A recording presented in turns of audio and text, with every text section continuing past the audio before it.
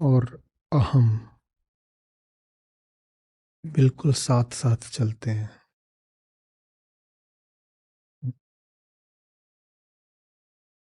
अहम का मतलब है अपूर्णता। कुछ गलत है, कुछ गड़बड़ है, कहीं कुछ खोट है, कहीं अभी कुछ बेमेल है, कुछ विसंगत है।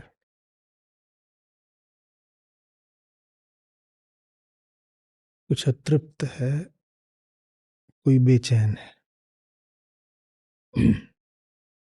ये अहम। ठीक।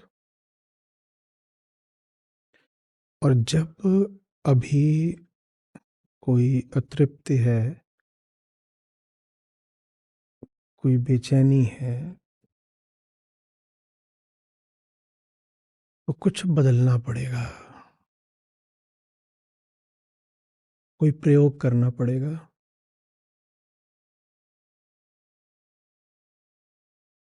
एक विषय से जुड़ना कभी पर्याप्त नहीं है, क्योंकि कोई विषय अगर तृप्ति या चैन दे सकता तो कब का दे गया होता। तो एक के बाद एक जितने संभव हो सकें उतने विषयों से जुड़ जुड़ कर भोगना होगा, प्रयोग, अंधा प्रयोग करना होगा। एक ऐसा प्रयोग जिसमें कामना तो है, आशा तो है, पर कोई तर्क नहीं है, कोई ज्ञान नहीं है।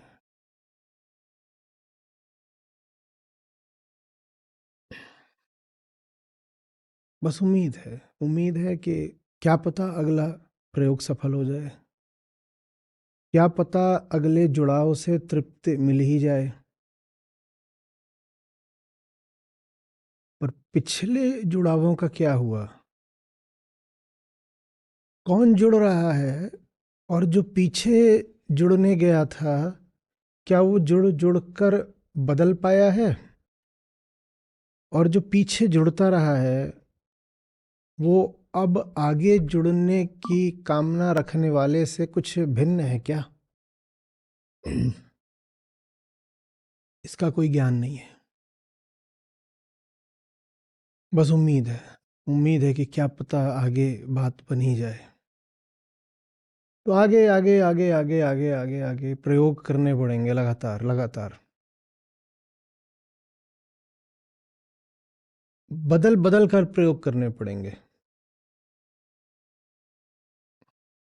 किसी विषय से बात नहीं बनती तो हर बार कोई नया विषय ढूंढ ढूंढ कर लाना पड़ेगा, या नहीं नहीं मिलता तो पुराने पर ही और जोर लगाना पड़ेगा। कुछ और आगे हमेशा करना ही पड़ेगा। आगे आगे आगे समय जरूरी हो जाता है। इसी बदलाव की मजबूरी का नाम समय है। बदलाव अहंकार की विवशता है। वो जहां ही बैठता है वहां ही जल रहा होता है। नहीं फर्क पड़ रहा कि वो इस बार किस नाम से जुड़ बैठा है, किस स्थान पर बैठा है, किस तर्क और किस कारण की दलील देकर बैठा है। वो जहां भी बैठा है जलता हुआ बैठा है। और जलती हुई कोई शय यथा स्थिति पर न कायम रह सकती है न संतुष्ट। जो जल रहा हो उससे कहो जैसा चल रहा है ऐसा ही चलेगा। यही स्थिति, स्टेटस को कायम रहेगा। वो कहेगा आप पागल हो गए हो, बदलो, कुछ बदलो, ये ताप जरा कम हो। ये बदलाव उस जलती हुई इकाई की मजबूरी है। वो जल रहा है, उसे बदलाव मांगना पड़ेगा। और संसार में जब एक वस्तु दूसरी वस्तु से भिन्न दिखाई पड़ती है तो उस भिन्नता को मापने के एक तरीके का नाम है समय।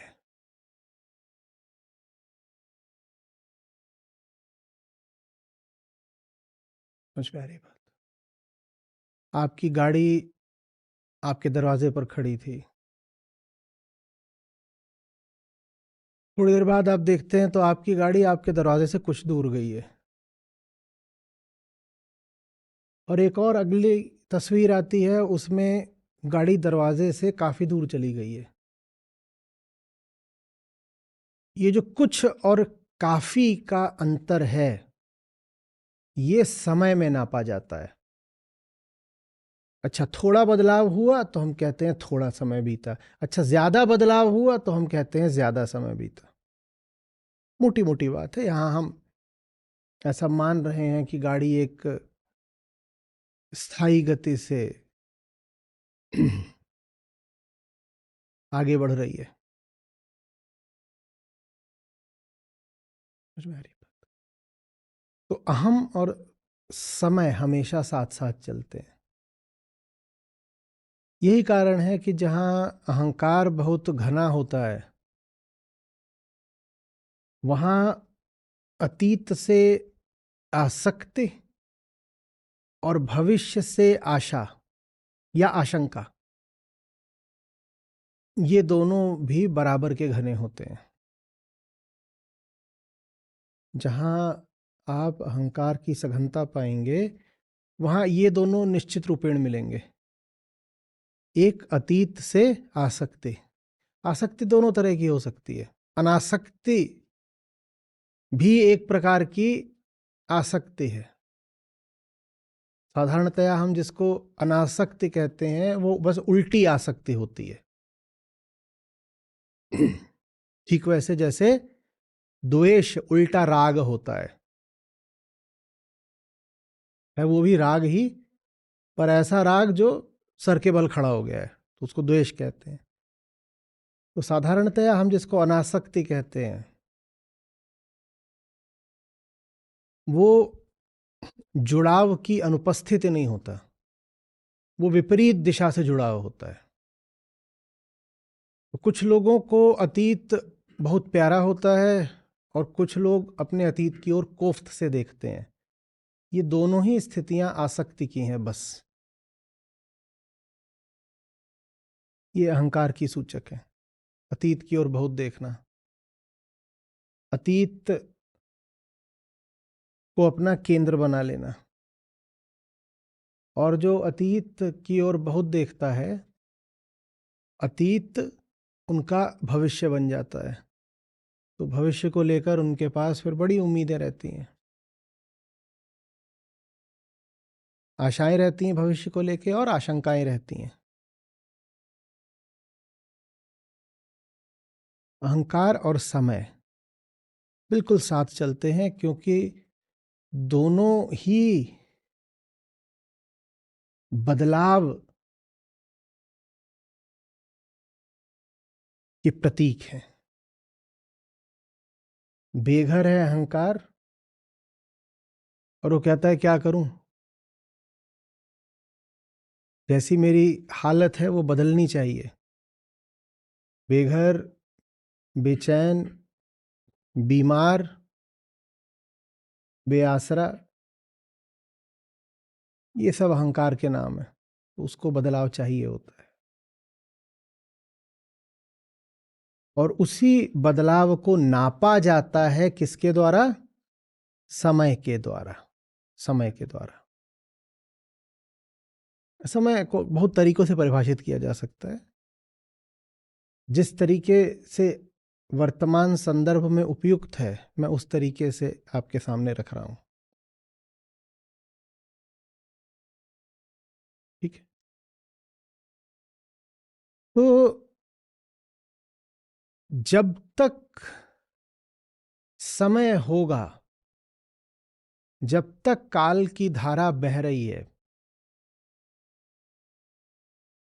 तब तक जान लीजिए कि अहम की छटपटाहट भी बह रही है।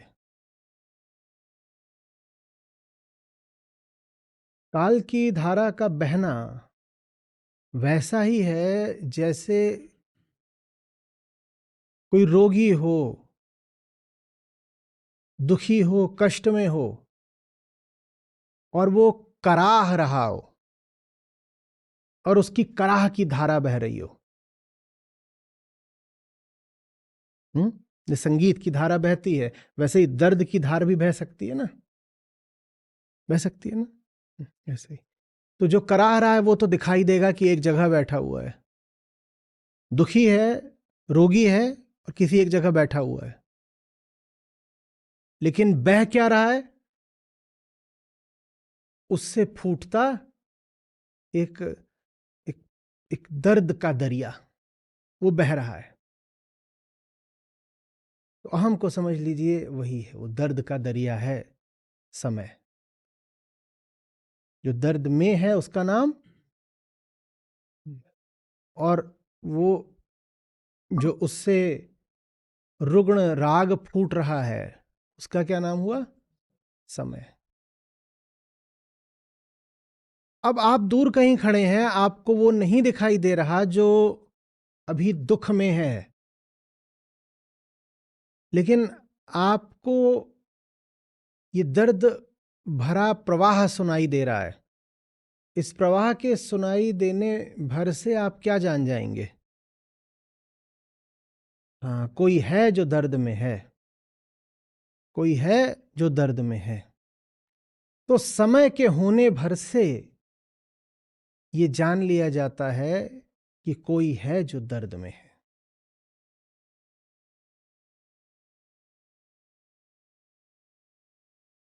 इसी का दर्द ही समय बनकर प्रस्फुटित हो रहा है, फिर प्रवाहित हो रहा है।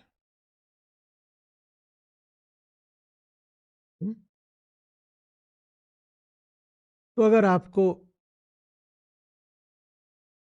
समय पता चल रहा है तो इसका मतलब आपको अहंकार की पुकार पता चल रही है। वो कह रहा है मुझे शांत कर दो, मुझे मेरी स्थिति से आजाद करो, इस दुख से मुक्त करो। प्यारी बात। इसीलिए मुक्ति को कालातीत हो जाना भी कहते हैं। अहम से मुक्त होना और काल के पार चले जाना, ये दोनों बिल्कुल एक ही बात होती हैं।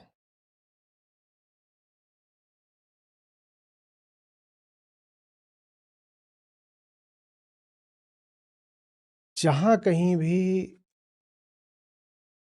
जब कभी भी समय रहा है, समय में कोई भी बिंदु रहा है, वहां कराहता हुआ अहंकार भी रहा है। ठीक है। समय का कोई भी बिंदु हो, चाहे गत अतीत वाला, चाहे आने वाला भविष्य आगत, अगर समय है तो पीछे कराहता हुआ अहंकार भी है। वो समय पता चल जाता है, अहंकार पता नहीं चलता। ये घड़ी की टिक टिक और इसके कांटों को देख करके किसको तत्काल ये ख्याल आ जाता है कि कोई बहुत दुख में है? आता है क्या? नहीं आता ना। तो घड़ी है, घड़ी को देखकर दुख के तथ्य का बोध किसको हो जाता है? होता है क्या? नहीं होता। लेकिन जहाँ कहीं भी समय रहा है, समय में जहाँ भी कोई बिंदु रहा है, वहाँ दुख रहा है, वहाँ दुखी अहंकार रहा है।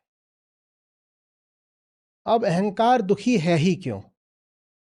ये अच्छे से लिख लीजिए। समय का जहां भी जब भी कोई बिंदु रहा है, उस बिंदु पर कराहता हुआ अहंकार रहा है और आगे रहेगा।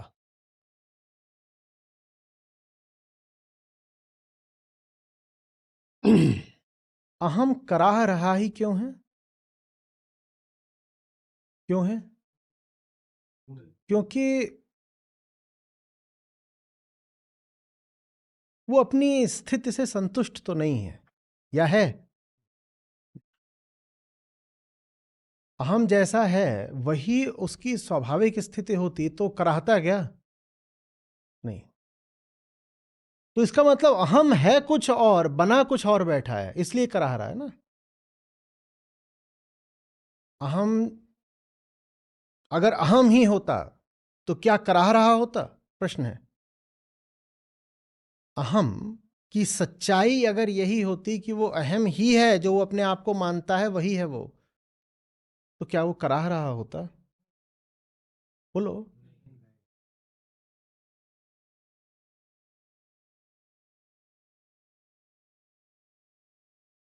देवेश जी एक उंगली उठाइए। ये उंगली वैसी ही है जैसी होनी चाहिए। देवेश जी दर्द? बिल्कुल नहीं। है दर्द? बिल्कुल भी नहीं।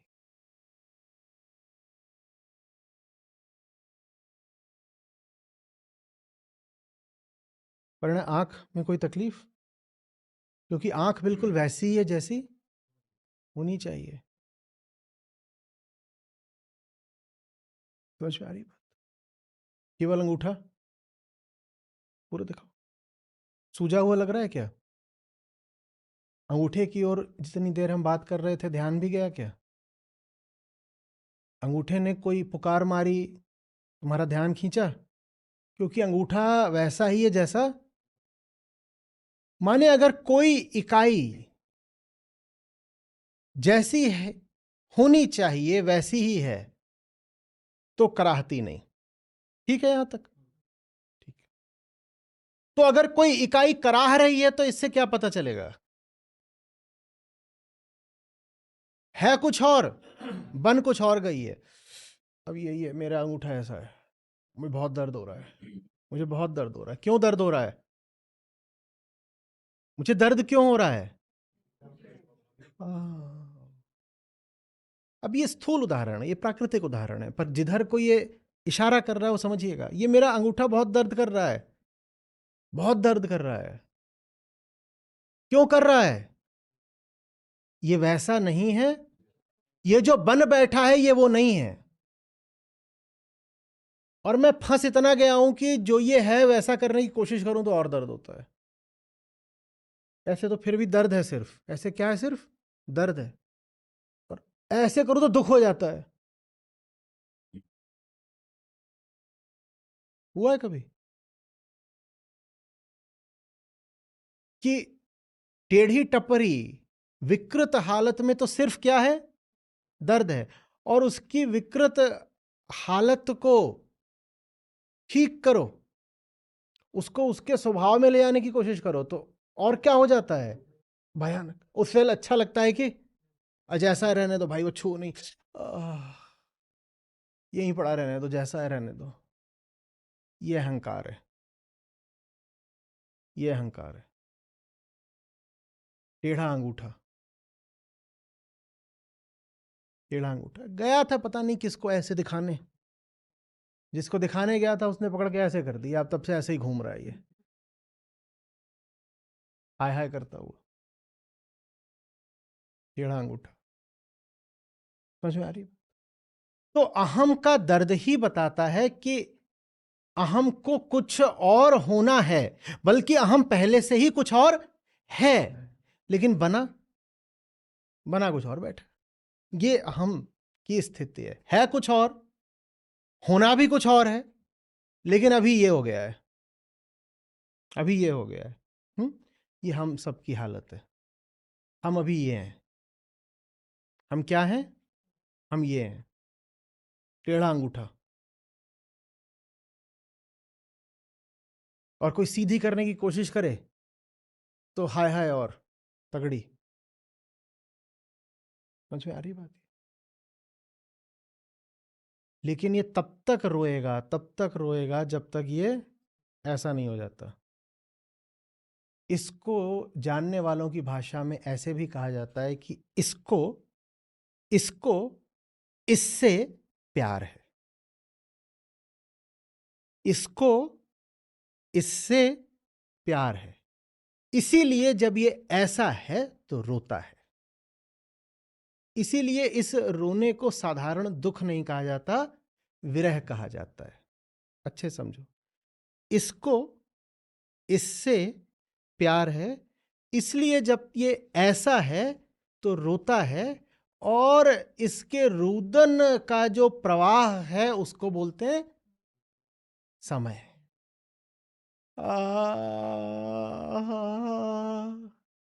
ये समय है। और ये जो रुदन है ये कैसा है? निरंतर। तो समय की धारा भी कैसी है? क्योंकि दर्द इतना है कि ये एक क्षण को भी चुप नहीं होता, लगातार रोता रहता है। तो घड़ी भी लगातार, तो घड़ी देखना मुश्किल हो जाएगा। घड़ी नहीं हुई, आईना हो गई। घड़ी देखेंगे और अपनी रोती शक्ल दिखाई देगी, समस्या हो गई। अब गीता का काम ही यही है, आपके लिए समस्याएं पैदा करना या जो समस्याएं छुपी हुई हैं उनको उगाड़ देना। हम्म। तो ये जब तक रहेगा इसके इश्क में रहेगा, और उस इश्क का सबूत है इसका रोदन। सब रो रहे हैं ना? एक आदमी दिखाओ जो रोतड़ू ना हो। सब रो रहे हो ना? कोई है यहाँ जो नहीं रोता? अच्छा, आज ही छोड़ दीजिए, बाकी छोड़िए, आज ही का बता दीजिए। सिर्फ आज का दिन बता दो जब कोई रोया ना हो आप में से। अब अंदर वाला जो सूक्ष्म है वो तो प्रलाप रुदन चलता ही रहता है, उसका पता भी नहीं चलता कि हम कितने नाखुश हैं। लेकिन स्थूल रूप से भी आज आपने किसी न किसी से शिकायत करी होगी, भले खुद से करी हो, भले विचार में करी हो। करिए कि नहीं करिए? है ये चीज़ बेकार है यार, ये गलत हो गया, ये खाना नहीं ठीक बना है, ये नहीं हुआ, फलाना, ये चीज़ मेरे मन की नहीं हुई। हुआ है आज। इसी को क्या बोलते हैं? रोना। हम लगातार रो रहे हैं, हम जी नहीं रहे, हम रो रहे हैं। ये और क्या करेगा? जिएगा? ये क्या करेगा? ये जिएगा, ये रोएगा। तो हम लगातार रो रहे हैं। हम रो रहे हैं क्योंकि ये नहीं मिला, हम रो रहे हैं क्योंकि ये नहीं मिला। समझे बात को? तो जब तक ये है, इसका होना ही इस बात का प्रमाण है कि ये तो होगा। ये ना होता तो, ये ना होता तो ये रो नहीं रहा होता। ये ना होता तो ये ना होता तो ये रो नहीं रहा होता। नहीं तो बात बड़ी फिर विचित्र, एब्सर्ड हो जाएगी ना, कि ये है भी नहीं और ये इसके गम में रोए जा रहा है। बात अजीब हो जाएगी कि नहीं? कि इससे पूछो तू रो किस लिए रहा है, ये बोल रहा है उसके लिए। किसके लिए? जो है ही नहीं। तो फिर वो बात बहुत अजीब हो जाएगी। ये इतना बुद्धू नहीं है, इसका जो दुख है बड़ा गहरा है। सबसे सच्चा दुख होता है विरह दुख। तो इतना भी ये पागल नहीं है। अगर ये दुखी है तो उसके पीछे वजह है, वजह। ये वजह है, ये वजह है। तो ठीक जैसे इसका होना निश्चित कर देता है कि रुदन का प्रवाह होगा, वैसे ही इसका होना ये भी निश्चित कर देता है कि ये कहीं ना कहीं होगा। और कहीं ना कहीं माने ये नहीं कि बगल के प्लॉट में होगा, कहीं ना कहीं माने किसी आयाम में कुछ होगा, हम नहीं जानते। जैसे समय की टिक टिक सुनाई देती है और कांटे दिखाई देते हैं, और उससे निश्चित हो जाता है कि ये है, रो रहा है, भले ही अभी उसका रोना प्रतीत नहीं हो रहा, क्योंकि रोना बहुत बार बड़ा सूक्ष्म होता है, भीतरी होता है, हमें पता नहीं चलता कि हम रो रहे हैं, आंसू तो बह ही नहीं रहे, तो प्रमाण कहां से आएगी रो रहे हैं। बल्कि कई बार तो हम बहुत हंसते दिखाई देते हैं, उसमें कैसे ये कहा जाए कि आदमी रो रहा है, पर रो हम लगातार रहे हैं। और उसका सबूत क्या है? और उतनी दूर ना देखना हो तो अपनी कलाई पर देख लो। हमारे रुदन का प्रमाण हमारी कलाई पर बंधा हुआ है। इसी तरीके से ये दिखाई नहीं देता, पर ये अगर है तो ये भी होगा। अब लिखिए 3,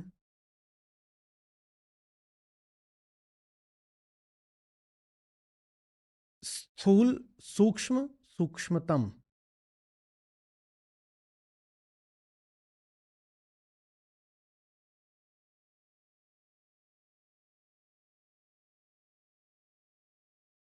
स्थूल में लिखिए समय,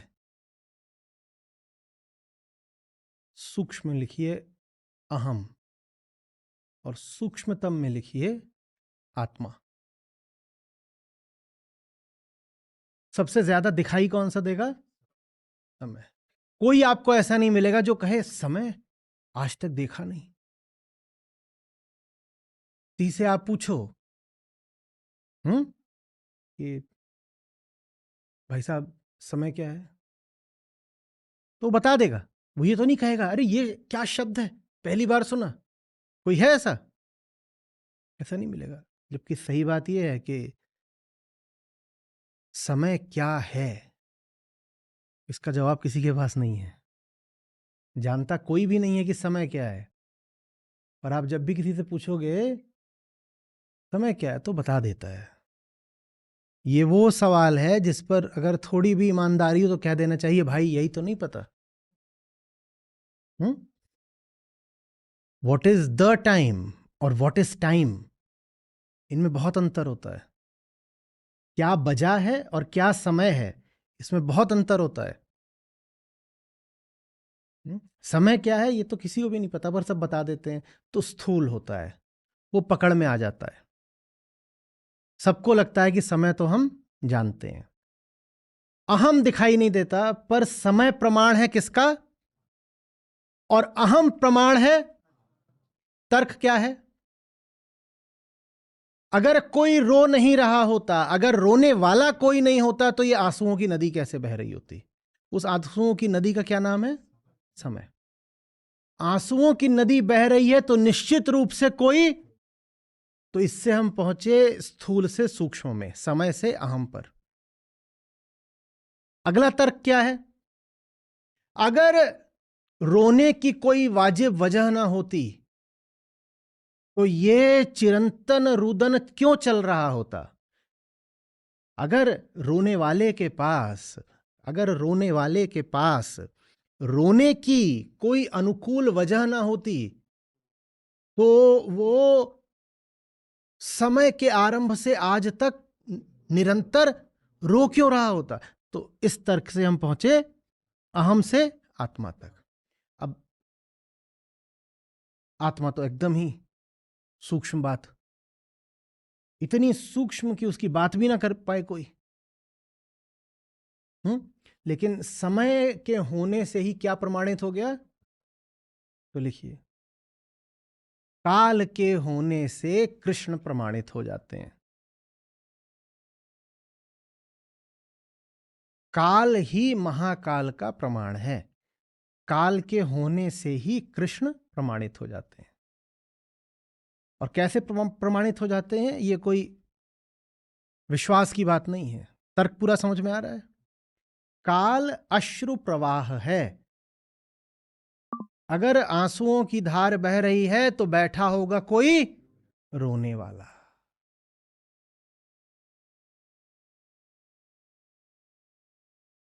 हम्म।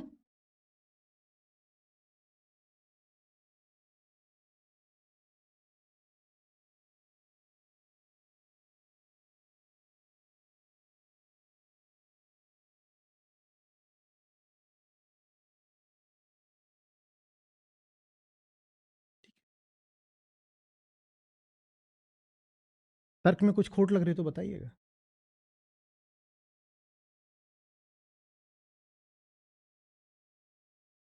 इतने, थोड़ा काव्यात्मक तौर पे, इतने आंसू बह रहे हैं तो जरूर किसी को गहरा गम तो होगा। हम्म। और कोई पहले क्षण से ही रो रहा है तो उसका कोई प्रियतम तो होगा। ये दो तर्क हैं। पहला तर्क हमें लाता है अश्रु से अहम तक, और दूसरा तर्क हमें लाता है अहम से आत्मा तक। ठीक। तो काल ही प्रमाण बन जाता है कालातीत का, स्थूल ही प्रमाण बन जाता है सूक्ष्मतम का। ये लिख लीजिए। कोई पूछता है अगर कि कैसे कहोगे, प्रमाणित करो कि इस स्थूल भौतिक जगत से आगे भी कुछ है, तो ये रहा प्रमाण। कैसे प्रमाणित करोगे कि इंद्रियां जो देख रही हैं वही आखिरी बात या सत्य नहीं है, कुछ आगे भी है इसके, तो ये रहा प्रमाण।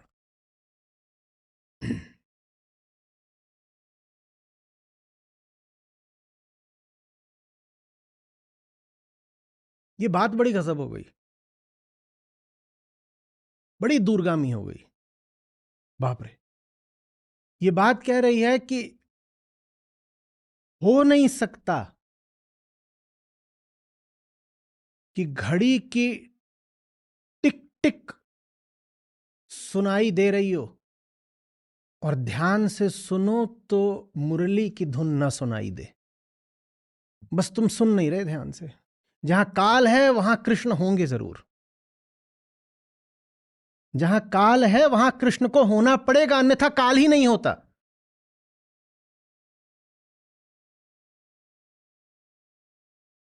समय के हर क्षण में कृष्ण मौजूद हैं, ये नियम है, उन्हें होना पड़ेगा। काल प्रमाण है कृष्ण का। कृष्ण न हो तो काल नहीं हो सकता, काल है तो माने कृष्ण वहीं कहीं है। गंगा हो सकती है गंगोत्री के बिना?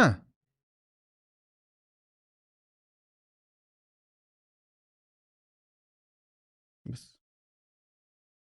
आपको दिखाई नहीं देती क्योंकि गंगा आपके सामने होती है, दिख जाती है, बड़ा भारी प्रवाह है वहां। गंगोत्री कौन उतना चढ़ के जाए और ठंड खाए? तो कहते हो अरे नहीं बस पानी बह रहा है, इसके पीछे कुछ नहीं है। ऐसा हो ही नहीं सकता, पीछे कुछ ना हो, पीछे कुछ ना हो तो पानी कहां से बहेगा?